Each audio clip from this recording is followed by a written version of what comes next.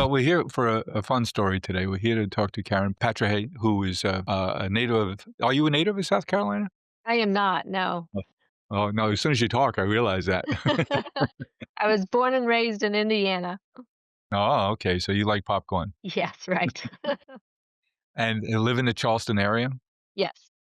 What a beautiful area. I was just talking to Lisa, my boss here today, and I was telling her, I asked her if she'd ever been to Charleston, and she said no. I said, you have to go. It's one of the really great towns there, and a real young vibe to it with the University of Charleston and University of South Carolina not too far away. And it's just a Right. beautiful. I love King Street and all the great restaurants, and of course, my favorite is the Chop House in the middle of town. Right. Tommy That's a Hall's lot of Chopping. people's favorite, yes. And he is one great restaurateur for sure. So, Karen, we'd like to hear your story today, and your story revolves around your son Michael. And Michael, you and Michael have tripped into a business a little bit by accident. Tell us about Michael. Well, Michael, when he was a senior in high school, all the seniors had to do a senior project, and it needed to revolve around what their aspirations were for a career. And we really didn't have any ideas for Michael, and his teacher actually came up with it that, "Hey, we've been working on baking and life skills in the kitchen. How about we make dog treats and he can make them and sell them?"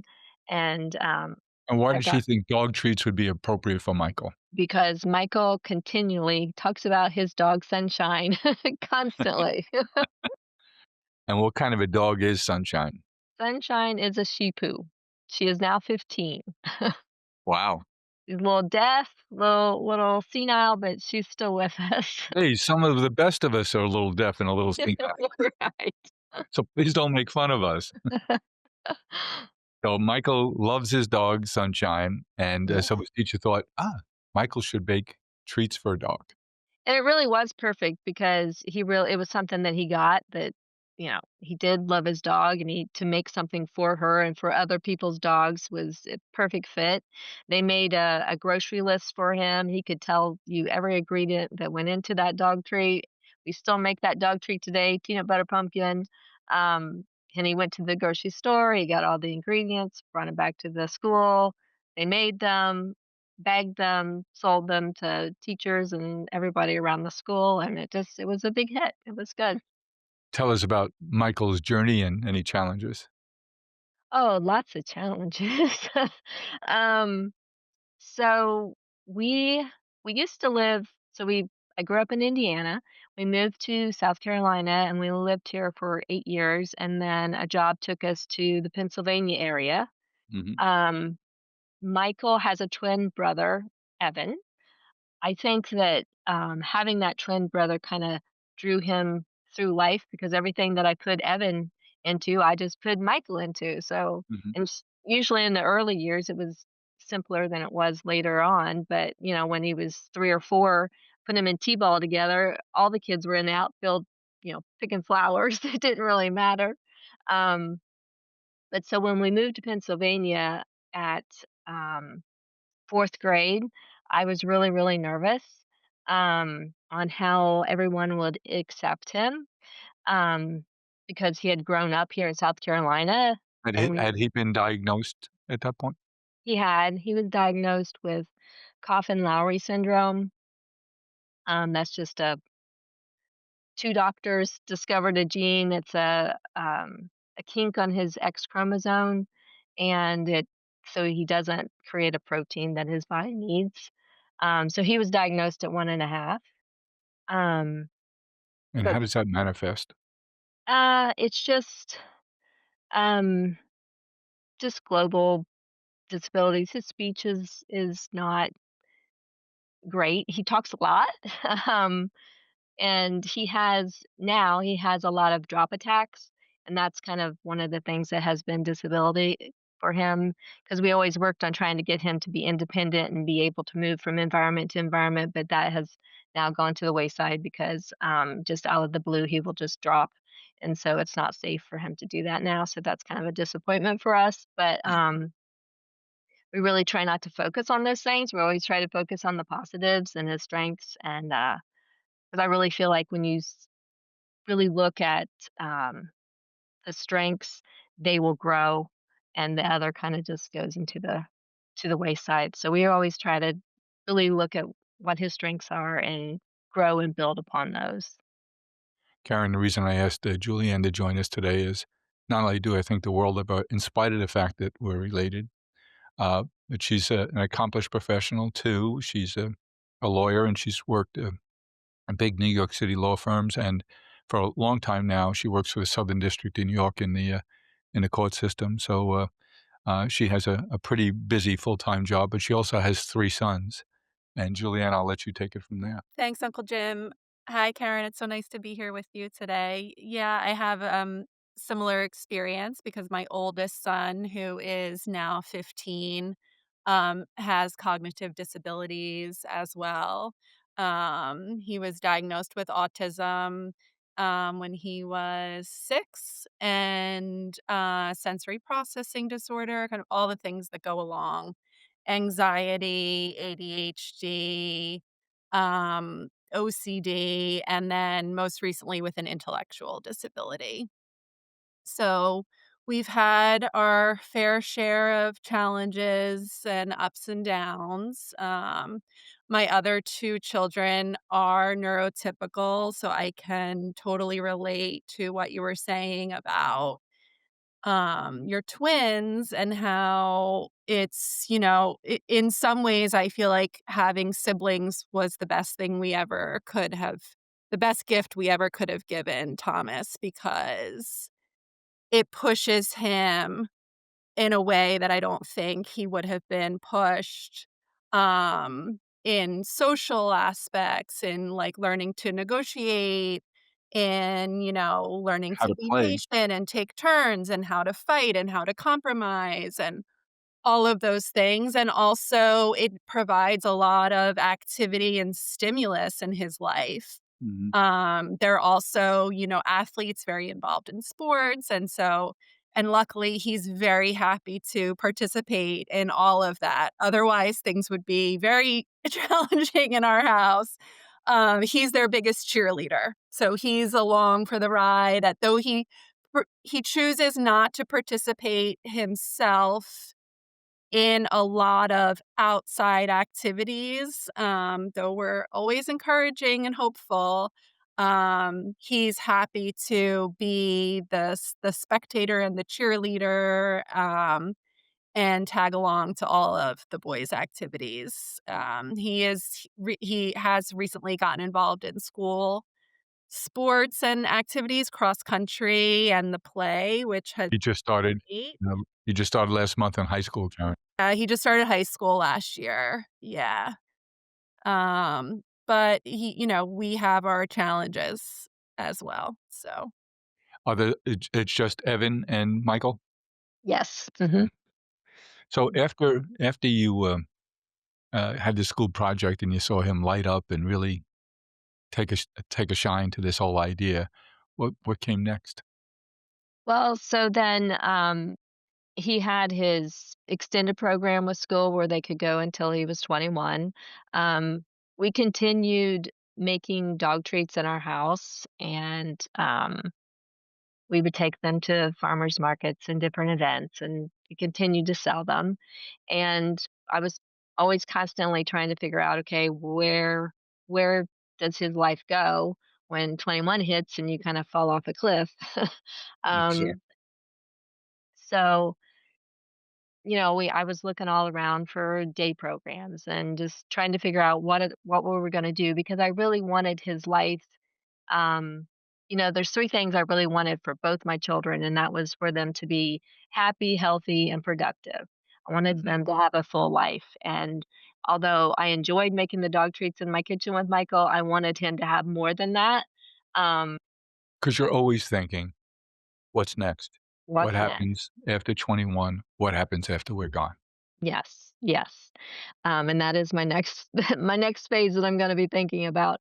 But during this time, I had a friend who lived here in Charleston, and they were just opening a Biddy and Bo's coffee shop, Mhm. and she sent me the information on them, and I thought, I wonder, do you think we could do something like this for the pet business? Um, it was a big learning curve because I didn't really know anything about pet business. Um, but we just started exploring things. My husband and I always knew that we kind of wanted to move back to Charleston to retire. They were building a new shopping complex Just for coincidence sake here, where in Pennsylvania were you? in New Hope. Oh, I live in Yardley. Oh, do you really? Oh, Yes, that's coming awesome. from Bucks County right now. Oh, that's awesome. Yeah, our time there was really, really great. It really was. So was he in, public school when you were here, or He was, yes, he was at the New Hope Silbury Oh, School. yeah. And, I can't say enough about the teachers, the administrators. They were really awesome. When we first moved there, like I said, we were they were going into 4th grade. I was really a nervous wreck about it. And they at the time didn't really even have a program for Michael, and it was very important for me that my boys stayed together. And so I did explore different they took me to different schools that would have programs for Michael, but thankfully, they saw what I saw in that keeping them together and keeping him in the community was gonna be the right thing, and so Michael was kind of the trailblazer, and they started a new program for him and others that were coming up behind him, and it just continued to grow, and it was really I can't thank them enough for everything that they did. It was good. Sound familiar, Jules? That's amazing, yeah, we unfortunately didn't have the same experience in our public school, but our public school supported us in finding an outside placement for Thomas, when he was in 2nd grade. And he's been, at that school at a private school in Horsham, a Quaker school. The school is for children with complex challenges, whether it be social or learning challenges. It's a small school, it's been a great fit for him. But he had a lot of behavioral challenges at that Mhm. age. And similar, they really didn't have a program, even at the private school, that could support, him at that time, but they saw a huge need in the community.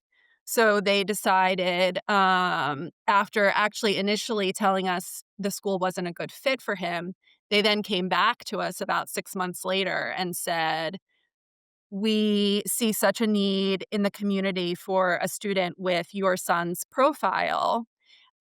We've decided to start a program within our school that's a behavior intensive support program, and we want Thomas to be in it." So he was in the first class of that program at that school, and as of last year, or 2 years ago rather, he was able to transition out of the behavior support program into the, more mainstream student body, and he just recently transitioned to the upper school there, so very similar. He was a bit of a trailblazer, and he's very much a success story for the school, Oh, that's so we're great. very proud of that.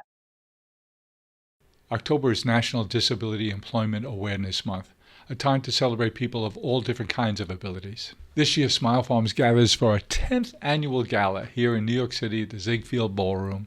It's a wonderful time to celebrate 10 years of creating wonderful work and job opportunities and brighter futures. I invite you to join us. Visit smilefarms.org to be part of this wonderful celebration. Help us prepare for the work that lies ahead. So, Yeah. Karen, in your advocacy, what came next? You said pet industry. Let's see. Yeah, let's see.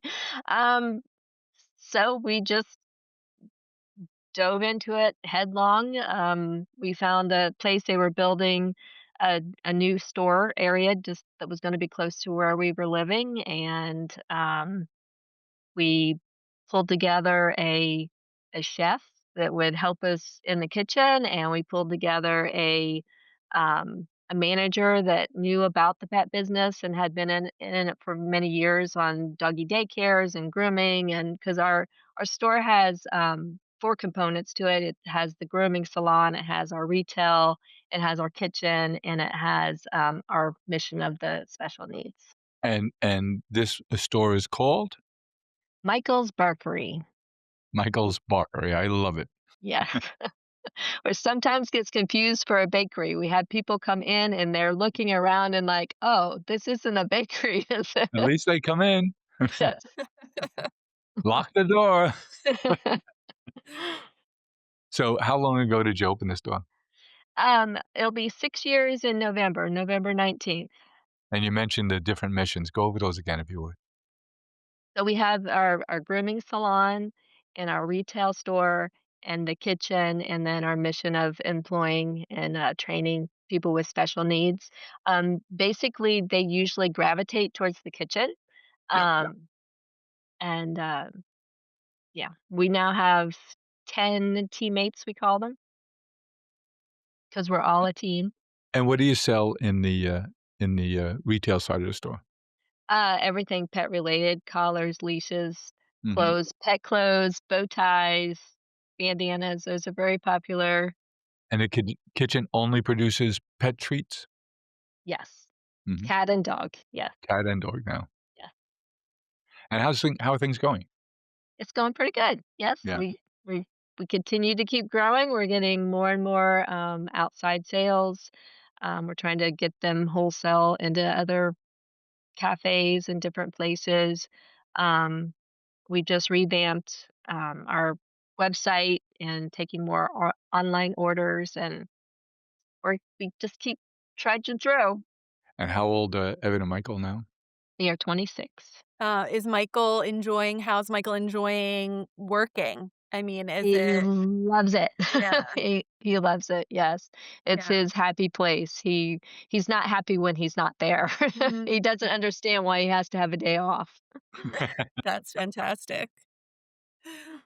Yeah, one of the things I worry about for Thomas in the future is to be able to find that structure for him that, is provided in school, but then once school's over, what's available to him. Mhm. That is the challenge, and Mhm. it is hard. Um, like I said, this kinda just fell into place, and I hope that something will fall into place for you as well. Thank Um, you. we, so we have a job coach that works, with our teammates in the kitchen and doing other things. And who Um, provides the job coach? we do. Mhm. So you're compensating the job coach? Yes. Mhm. Any, funding coming to your program from any, agencies in the state or otherwise? No. Mm-mm. All your own? Yeah. And what's the role of that job coach? She helps the teammates, she communicates with the parents, she, does the training and helps whenever. So a lot of our teammates, they might only be able to do a portion of what we need them to do, and so she's there to either, crack the egg or teach them to crack the egg. So she fills in whenever to help them, support them through whatever they need. Is one of her responsibilities to see if they would graduate from Michael's Barkery and maybe find employment elsewhere based on the skill set and the cultural learning that they've had at Michael's Barkery? Yes, and we've had, um, several successes on that, and we're very proud about that. We have we provide certificates, so they have a bakery certificate, and then they can do a decorating certificate because we do a lot of birthday cakes, Uh, um, and we decorate our birthday cookies. cakes for pets only? Yeah. Yes. Um, and so What's the most popular pet birthday cake? you can customize your own. That's the favorite, is when they customize their own. The steak tartare birthday cake. There you go, we can make it. I can barely get cakes ordered for my children, let alone my pet. She's lucky if she gets, like, an extra scoop of dog food that day. Yeah, But one day, maybe I'll have more mental energy to focus on her. there you go. Well, are there specialties? Here we are, we're coming up on Halloween. Will they tell us? So we have our big thing, we've been doing it for I think this is our 3rd or 4th year, we do a Pupsgiving. So you can have your own little Pupsgiving, meal for your dog. Uh-huh. It has a little turkey bone and some green beans and mashed potatoes, a little pie. So we sell that one, and um, part of the proceeds go to feeding a animal shelter. Mhm. So that's our big thing. We also have a lot of we do our charcuterie boards. So we have a cute little paw print board, and it has all different treats on it. And we do a Thanksgiving one, we do a fall one, Christmas, Easter, birthday. So that's very popular too. No football themes? Oh, we have football themes. Yes, we do. How are the Gamecocks doing this year? I think they're doing pretty good. I'm a Clemson fan, but they're Oh, not doing so good. I don't see you sporting any orange. No. Our other son, Evan, he went to Clemson. Got it. Do the, teammates that you have, do they enjoy interacting with the animals that come into the shop? Definitely, I would say most of them that come to us, that's what they're looking for is to have that interaction. Um, So yes, that really, I don't know, helps comfort them and they really enjoy that part. And that helps them too to get their job done because then they can go play with the dogs. So oh, we have a yeah. lot of shop dogs that come in too, Yeah. with other employees bring their dogs and it's Jules, Karen, how important are pets for people with, cognitive issues of some kind or another? oh, I think they're really important. They really, I don't know, give them a whole different avenue of acceptance and love, and they can take care of them. And because Michael's always wanting to, feed, pet. And, the pets don't make any demands, right? Mm-mm. Or Except judge? to be loved and or judged, right? And, yeah, I know at my son's school, the teachers are actually allowed and encouraged to bring in their pets from home. Oh yeah. So, any given day, you could have, 4 or 5 dogs if you go there and you'll a bit for a visit. You never know what animals you're gonna come across, bunnies, guinea pigs, they've had all sorts of pets there, and the students really seem to gravitate towards them, and I could see that being a really positive incentive and Did motivator. you say positive? Yes, positive. Which is important and difficult, I would imagine, at times, to find those external motivators, for your teammates, because that's a big area of struggle with my son. I know. Um, he doesn't really understand why he needs to be doing the things he needs to be doing at certain times. So it's always holding out that carrot to pull him along, you know? Right. Mm. Right. We had a funny story where we had a young lady that she was very much wanted that incentive to get her job done, she could go play with the dogs. And this one particular day, we had a puppy in the salon, and she held on to that puppy. She was carrying the puppy around the store, introducing it to everybody. She loved the puppy, but the problem was when the owner came to take her puppy, she didn't want to give it back. Course It's funny. It's funny now, but it wasn't then. It was not. really a struggle to get that poor little puppy out of her arms because she did not want to let it go. There's a lot of pain all around then. Yes. Yeah. Tell me, each of you, both of you, uh, you're both fortunate. You're professionals. You live in nice communities. You have supportive family infrastructure, husbands, and your other kids have been supportive, if not all the time, a good part of the time. What do you do for personal support? That's a good question. What do you think, Julie? Is there personal support? No, I lean very heavily on my friends, and my family, excuse me. Um, and I also have started, As my kids have gotten older, taking time for myself, that's non-negotiable, for exercise, for dog walks, for I actually started piano lessons recently, and part of that I hope you is don't have my wife's teacher. oh, I know. I think of her often as I struggle at the piano. It's very challenging to learn as an adult. But, part of that is just being able to do something that is just for me and for the kids too, to see that mommy's not just mommy. She has a life of her own. She has her own needs and interests that need to be met. And I think those boundaries are really important. Karen, how about you? I agree. Yes, I depend a lot on my friends, my church, um, and my husband and I try to make our time go out on a date night, um, go just for a walk in the neighborhood, just the two of us.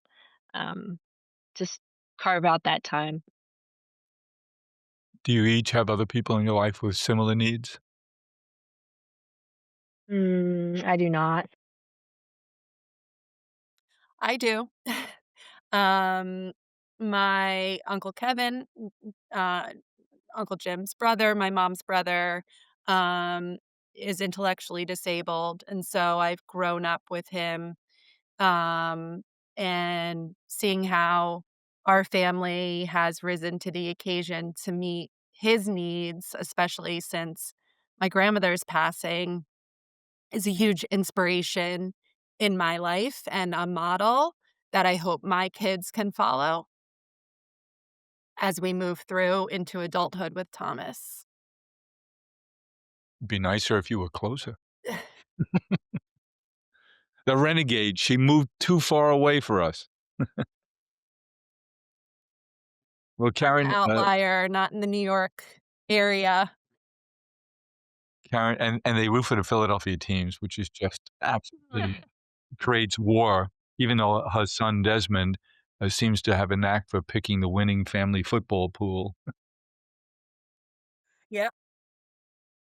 Karen, so enjoyed learning your story and hearing it directly from you today. I think you are both inspirations for other people with those kinds of challenges, and it just seems to me there are more and more people in that category every day. But I don't think you've stumbled on to a partial answer for what comes after the age out of school programs, Karen. But I'm sure you're still thinking about the horizon and what's next and how what's sustainable. And the good news is, in the last couple of years, I've come across so many people who are really doing amazing things to create opportunities for people uh, uh, in adulthood, which is where there's a critical need, and not a different need, but certainly a critical need. And there's a couple of people in Orlando, Florida, doing some great things. There's a lady in Phoenix, Arizona, who's building different kinds of housing. And, I talked to him and said, "Hey, I'd like to introduce you." "Well, to who?" I said, "To my friend Jason Eichenholz." "Oh, I know Jason." It's really a small community, but a very it's been inspiring to meet these people because their motivations are to do for their own, yes, but do for their own, but in doing for their own to help as many other people as they can.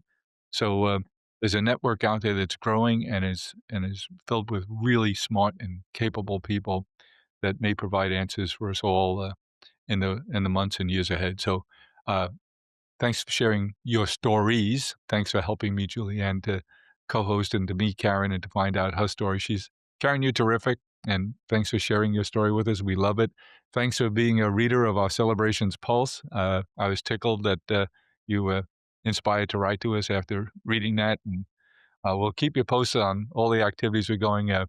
My niece Julianne, we found out that she had a minute or two in her monthly calendar, so we're dragging her more into our charity, Smile Farms, and she realizes we're passing the torch to the next generation because 'cause we're old and broken down, and we need some youth and vitality and energy that comes from, people of, my kids and, Julianne's, generation of McCanns and Horts and Mulligans et al. So thanks, Karen. Hope it's a great pumpkin season for you there in South Carolina, and Thank you very much. I hope what was the name of that special you have for Thanksgiving? Pupsgiving. Pubsgiving. Now, you do you have a website? We do, yes. And what's the michaelsbarkery.com. Michael's Barkery, Barkery, Barkery.com. Yeah, And people can transact on that website, they can buy things? yeah, Good. they sure can. Alright, don't all rush at once, but oh, no, go ahead. They can handle it. Michaelsbarkery.com. Karen, thanks for being an inspiration to so many.